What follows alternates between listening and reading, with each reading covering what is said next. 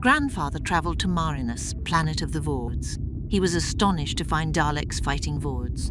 The Daleks found that the Voords were planning to travel to Earth in search of a mysterious power, and they joined forces. The Voords had constructed a special spaceship but hadn't the knowledge to travel the vast distance in space and time. Grandfather was captured and forced to disclose the secret of faster-than-light travel. The spaceship set off, and approaching the speed of light, Grandfather threatened to pull the vital lever which would disintegrate the ship. The Daleks were confused, but the Voords overpowered him. Grandfather was set adrift in space, but the Daleks rescued him for their own ends. They kept him secretly in part of the spaceship. Grandfather was startled to learn that the Daleks and Voords were planning to reach our solar system. He escaped and sent a signal to Earth. He hid from the Voords as they rushed into the trans-space message room. They left just in time as a message appears from Earth. Earth asked which planet the Force was approaching, but Grandfather had no idea. He told Earth to warn all the planets before the Daleks imprisoned him again. At Earth Space Station, scientists had lost track of the Dalek spaceship. The chief scientist declared there was no chance of them reaching Earth and would take only minor precautions. As they passed Saturn, the Daleks discussed their intention to destroy the Voord, but Grandfather overheard their plans.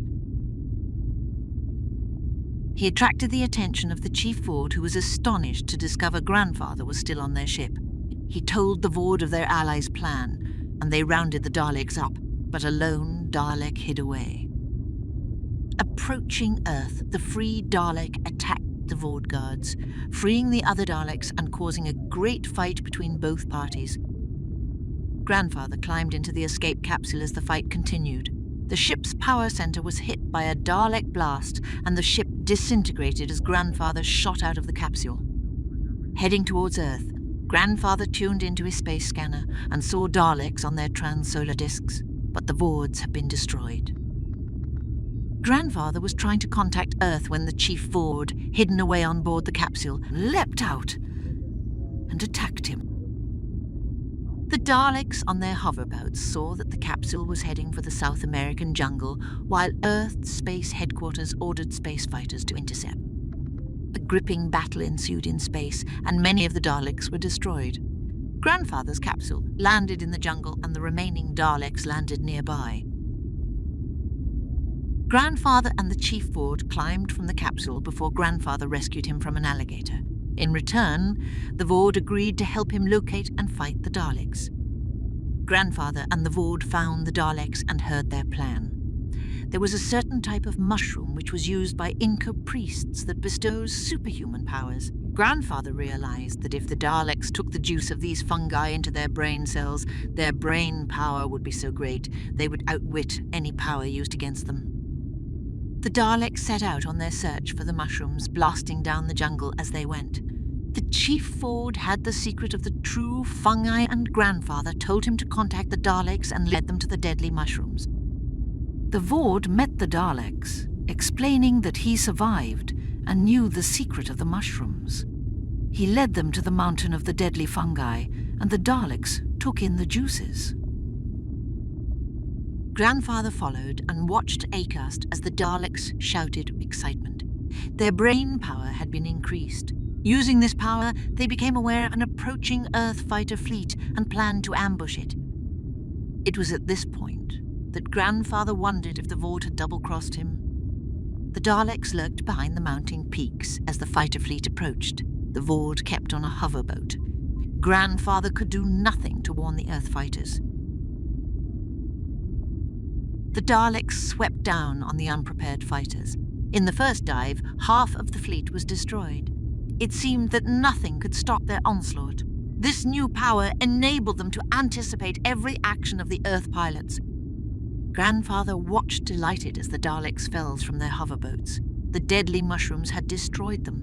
The Voord had kept to his bargain but was killed as the boats crashed.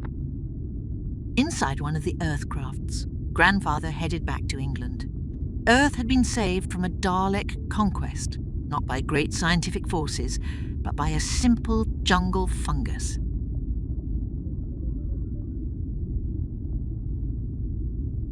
In the little-known depths of hyperspace, an Earth-bound spaceship found a lone Dalek moving alongside them. The crew captured the Dalek, who seemed unconscious. It offered no sound or any resistance. The spaceship continued its journey through the vast silent stretches of starlit space until planet Earth was sighted. It went into freefall, then checked its descent with retro-rockets. The radio crackled with excited voices as Space Headquarters learned that a Dalek was aboard. The President and Council met to question the Dalek, but it would say nothing. Grandfather arrived, and immediately the Dalek showed interest. He was given permission to talk to the Dalek in private. The Dalek told Grandfather that it had allowed itself to be captured as it wanted to be brought to Earth to bring a message from the Dalek Emperor. Grandfather was needed on their homeworld, but the Dalek would not explain why, only that a terrible force would be unleashed unless he could stop it. Realizing the urgency, Grandfather had no time to arrange for official permission, so he smuggled the Dalek aboard a space fighter which was fueled up and ready for instant takeoff. He informed Control that he must take off on a top priority mission. The Dalek was securely fastened in the control cabin as the spaceship zoomed away from Earth. Traveling on full emergency thrust, the spaceship flew through the eternal night, and they lost all sense of time. Approaching the Dalek homeworld, Grandfather was startled to see a group of Daleks hurtling towards them on their trans-solar discs. Unable to contact them with his radio, it was clear they were hostile. The Dalek squadron was a patrol that had returned from a distant journey and knew nothing about the calamity overtaking the home world. Seeing an Earth spaceship, they automatically attacked and Grandfather's ship was shot down. Crash landing in the area of monsters, Grandfather and the Dalek desperately fought against the two-headed creatures. As they escaped, the Dalek contacted its headquarters. The Emperor dispatched a squadron of Daleks to pick up Grandfather, and he was rescued and brought to the Dalek capital. In the Great Council chamber, the Emperor explained that they had built a super machine brain that was greater than anything ever devised in the whole universe, but that it had gotten out of control. The Daleks were terrified. Grandfather was taken to the vast area where it had been built. It squatted in the desert, a great mound of pulsating energy that seemed to be waiting for the moment when it would destroy the planet. The Emperor told Grandfather that the scientists who built it ordered it to produce great quantities of neutronium. That was their last order to the machine before it destroyed the scientists, and now no one knew how to stop the machine. The Emperor ordered a Dalek to approach the machine, telling Grandfather to watch what happened.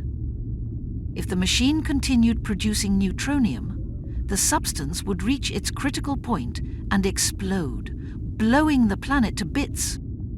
Grandfather realized that if their homeworld exploded, it would release enormous clouds of radioactive dust that could reach Earth and destroy human life. He watched as the Dalek approached the machine. Suddenly, the throbbing machine brain shot out a death ray, vaporizing the Dalek. The Emperor and Grandfather set off in a hurry as the machine continued to shoot out more rays. The Emperor explained that the scientists incorporated the weapon into the machine to prevent anyone meddling with it. But now, No one could get near enough to switch it off. Grandfather discussed the dreadful situation with the Emperor, who had calculated the machine had produced so much neutronium that the great explosion would occur in less than 2 hours, and had sent for Grandfather in their desperation. Grandfather ordered a Dalek suicide squadron to bomb the machine. The Daleks were quickly briefed, strapped into their rocket ships, and took off with an ear-splitting roar. One after another, the Daleks dove straight into the machine. Smoke billowed up from the explosions as the rocket ships hurtled into the machine. Grandfather admired the courage of these suicide Daleks, as they destroyed themselves in the effort to smash the terrible machine. As the smoke cleared, a cry of dismay came from the watching Daleks. The machine was pulsating away as it had before. The Emperor explained that the scientists must have made it of a new metal they had been experimenting with. Only atomic weapons could destroy it, but nuclear explosions would set off the neutronium. With less than 10 minutes until the explosion, Grandfather ordered the Daleks to stand back. Taking a final gamble, he approached the terrifying machine himself. Squeals of wonder and terror came from the Daleks as he walked across the barren plain towards the awful machine. As if sensing its moment of devastating triumph at hand, the machine throbbed louder and glowed brighter as Grandfather approached. The great machine hurled its death rays at him as he walked into its shadow. It seemed to be quivering with rage, and its lights flashed in fury as the killer rays struck again and again. Sparks and smoke swirled everywhere, and Grandfather was engulfed in the flashing death rays as he reached for the great lever in the last second. The dreadful machine brain seemed to give one shuddering screech of hatred as he pulled in desperation at the lever, which shut off the terrible power. Grandfather stood back and watched the silent dead machine. It had no life and could produce no more of the destructive neutronium. The Dalek home planet had been saved, and no radioactive dust would reach Earth.